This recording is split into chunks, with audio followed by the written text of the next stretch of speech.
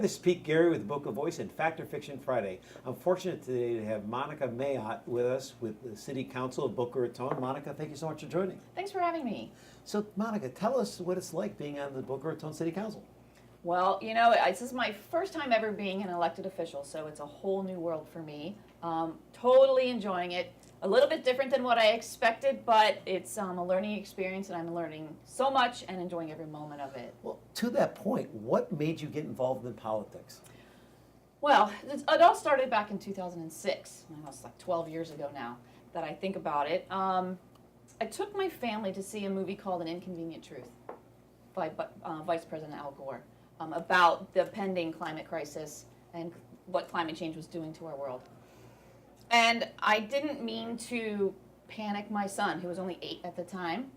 He ran out of the theater afterwards crying, oh my God, because there's an animation in the movie that shows the state of Florida going underwater. Oh God. And so he was 8 and he ran out of there going, we need to do something, we need to do something. And that's kind of what got me involved in the environmental movements as becoming a climate change advocate. And long story short, in 2009, Mayor Welchel put a call out into the newspaper for a Green Living Task Force members. So I applied, and I had worked with the mayor on PTA and school issues when I was PTA president at Addison Meisner. And so she knew who I was. I interviewed, I got appointed, ended up becoming the chairperson of the eventual Green Living Advisory Board. And we put together all of these possible initiatives that we thought the city should embrace to help residents live a greener lifestyle, because that was our mission. And I just felt like we weren't getting any traction. And I couldn't break through and get the city to listen to what we wanted them to do. And in the meantime, I had become what's called a climate reality leader. I went to Vice President Al Gore around the world several times a year, provides training to whoever wants to go, it's free, to learn how to do his Inconvenient Truth PowerPoint presentation. I went to the training, actually with my son. He was 14 at the time. Wow, you got really involved. Yeah, we went to Chicago. We started a Stop Global Warming Club at Addison Meisner Elementary, because that's what he wanted to do. We started riding bikes to school. A little activist. Yes, my little activist.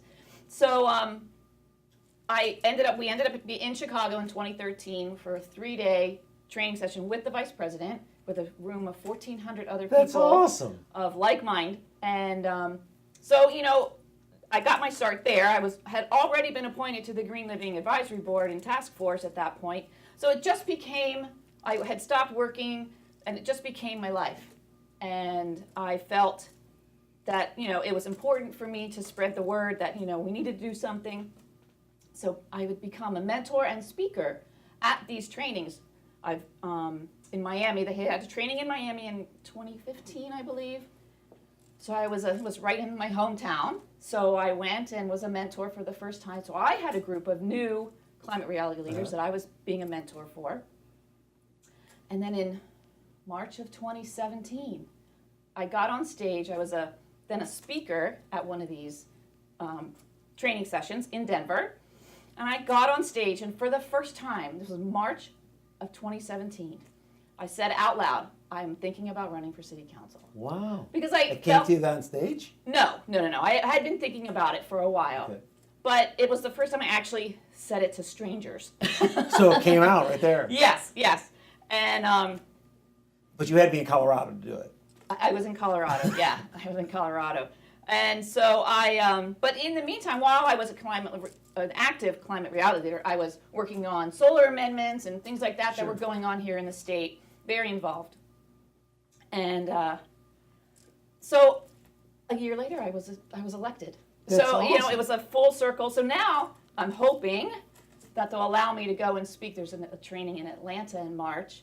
I want to be able to go back to that training and say, well, almost 2 years ago to the date, I said I was going to run for a council, and here I am as a council member. That is awesome. Yeah, I'm hoping that I have to reach out to them. Now, you've been in Boca Raton for a long time. You have a family. Tell us a little bit about your family. Yes, I have. We've been in Boca since 1996.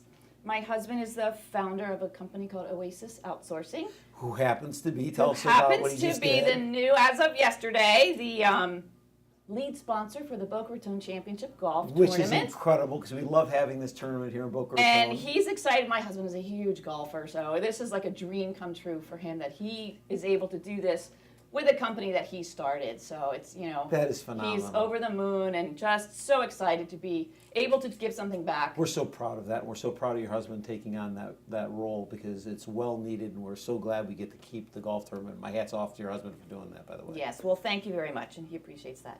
So he used to work for Wackenhut, which was headquartered in Coral Gables many, many moons ago.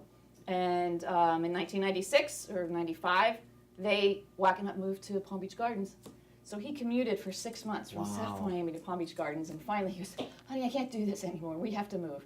And I was working full time. I had my daughter at the time, and my whole support system was in Miami. So he drives me around all different cities in Palm Beach County. I'm like, Boca's it. I'm not going anywhere but Boca. So here we are 22 years later. So like any good family, happy wife, yes, happy life. Exactly. So our daughter, who was almost 3 when we moved here, and our son was born in 98, so he's 20 and in college, and my daughter Still an activist? Not as much. He's a little busy with school and stuff. I push him every once in a while. Why don't you do this? Why don't you do that? He's like, Mom. But, it's like 20-year-olds do. Gotcha. Yeah. But he's a good kid. He's a good student, and he's studying hard, and that's great. That's what he's got to do right now. Yep, that's his focus. We've always told our kids when they were in school, your job is to do well in school. That's awesome. So, speaking about schools, if you don't want me to jump back to City Council, tell us a little bit. Can you give us a little bit of an update, our listeners a little bit of an update as to what's going on with the school situation in Boca Raton right now?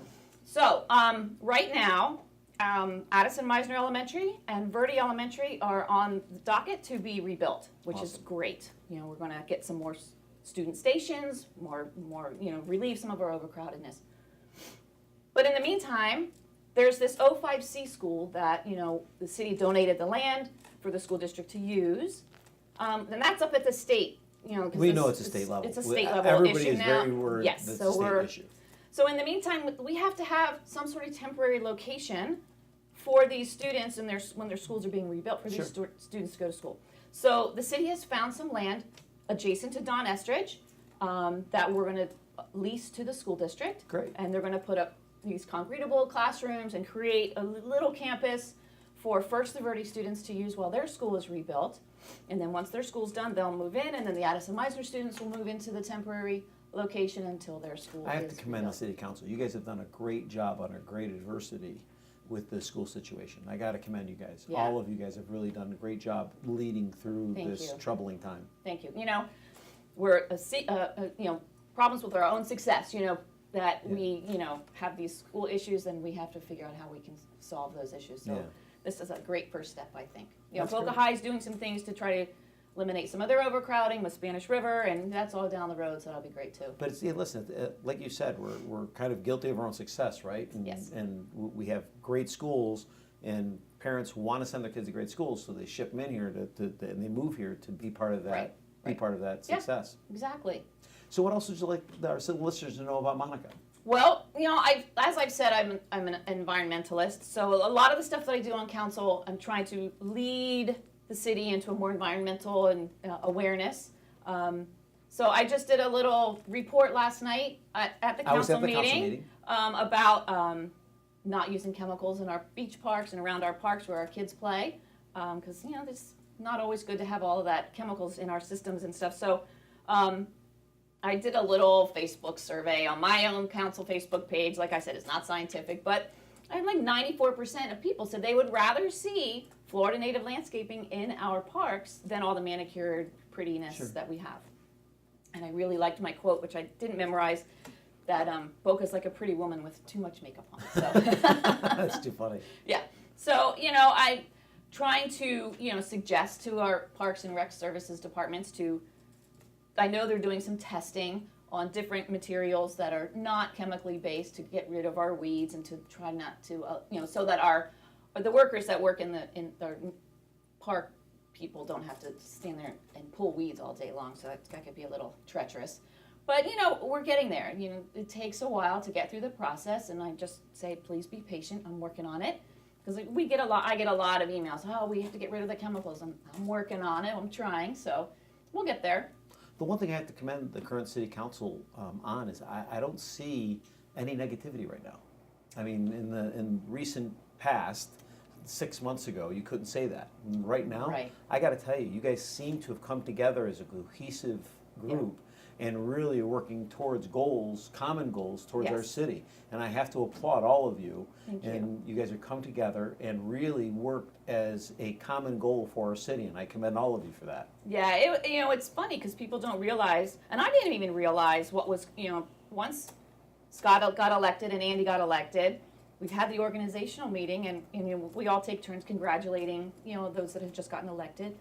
And I sat down and I had thought about it, like, it came to me like 2 days before the organizational meeting. I'm like, this is only my second meeting with a full dais. So I was just happy that we all had full seats. Seats had bodies in them, and we get along, and we do a lot of great things together, and we're most of the time all on the same page, which is unusual, I think. But and it won't always be like that, I know. Listen, I'm sorry. And I think discussions about different topics is all very healthy. So. Listen, healthy debate is good. Absolutely, absolutely. Well, Monica, thank you so much for joining us. We appreciate it. And you're always welcome on the show. If you ever want to get anything out to our listeners, we always Great. love to have you. But we really appreciate you serving. There's nothing more important in my belief than serving your fellow man. And I really appreciate you coming on and helping us out. Thank you. I feel it's an honor and a privilege to be able to serve the residents of Boca Raton, and I do it happily. And thank you for having me today. Thank you so much, Monica. All right. Appreciate it. Thank you. Thank you for joining us on The Boca Voice. We look forward to seeing you next week on Fact or Fiction Friday.